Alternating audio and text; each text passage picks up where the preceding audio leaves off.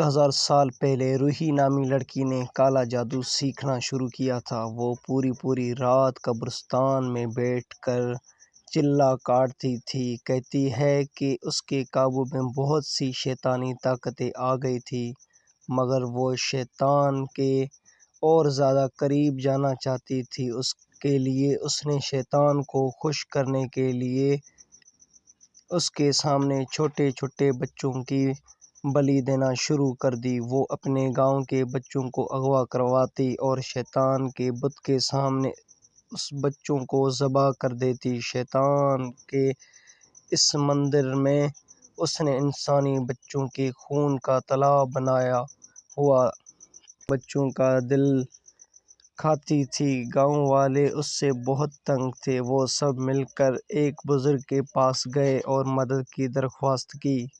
اس بزرگ نے گاؤں والوں کی مدد سے اس لڑکی کو ایک تابوت میں بند کیا اور اسے زمین کے نیچے گاڑ دیا۔ چاہے کچھ ہو جائے، اس تابوت کو کھولنا مت۔ اگر اس تابوت کو کھولا گیا تو یہ ڈائن دوبارہ زندہ ہو جائے گی۔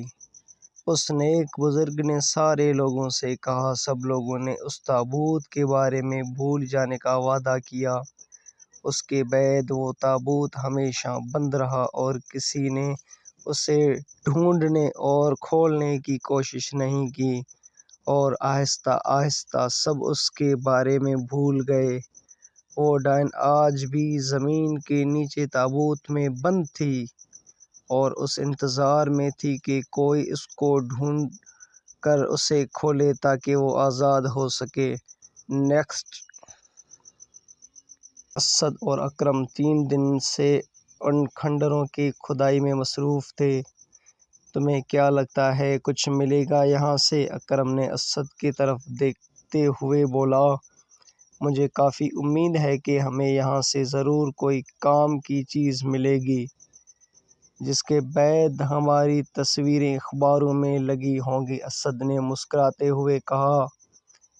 اکرم بھی اس کی بات سن کر مسکرا پڑا۔ اسد اور اکرم دونوں کا تعلق محکمہ آثار قدیمہ سے تھا۔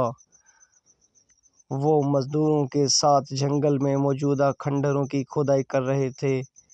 سر، نیچے سے کچھ ملا ہے؟ ان مزدوروں کی انچارج حامد نے آ کر کہا۔ ہم آ رہے ہیں، اکرم نے مختصر جواب دیا تو حامد سر ہلا کر چلا گیا۔ تمہیں کیا لگتا ہے کیا ملا ہوگا؟ اسد نے پوچھا۔ نیچے جا کر ہی دیکھتے ہیں، اکرم نے جواب دیا۔ دونوں اپنے خیمے سے باہر نکلے جہاں وہ کھانا کھانے کے لیے آئے ہوئے تھے اور نیچے کھنڈر میں چل دیے۔ ایک جگہ انہیں بڑے بت نظر آئے جن کی عجیب سی شکل تھی۔ یہاں ہر طرف سے بدبو آ رہی تھی۔ ایک جگہ اسد کو لگا جیسے اس کے پیروں کے نیچے کوئی چیز ہے۔ اس نے مزدور سے وہاں کھدائی کا کہا تو وہاں سے کھدائی شروع ہو گئی۔ نیچے انہیں ایک تابوت نظر آنے لگا، فولاد سے بنا ہوا مضبوط تابوت۔ اسد اور اکرم دونوں کی آنکھوں میں چمک آ گئی۔ اس میں ضرور کوئی ممی یا کوئی خزانہ ہوگا، اسد نے خوش ہوتے ہوئے کہا۔ مجھے بھی ایسا ہی لگ رہا ہے، اکرم نے جواب دیا۔ اس پوری تابوت کو نکال لیا گیا تھا۔ تابوت کوئی زیادہ بڑا نہیں تھا اور نہ ہی زیادہ چھوٹا۔ اسد نے مزدوروں کو وہ تابوت خیمے میں پہنچانے کا کہا اور وہ دونوں اپنے خیمے کی طرف چل دیے۔ تھوڑی دیر بعد وہ تابوت ان کے پاس پہنچ چکا تھا۔